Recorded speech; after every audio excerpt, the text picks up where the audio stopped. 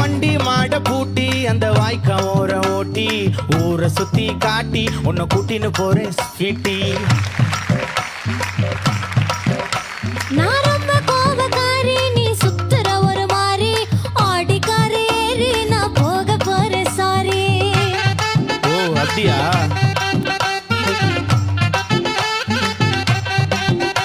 நான் வைக்க மாட்டேன் தாடி, நீ வேணா எனக்கு போடி. இந்த மாமாவை தான் தேடி உன் தங்கச்சி வர ஓடி.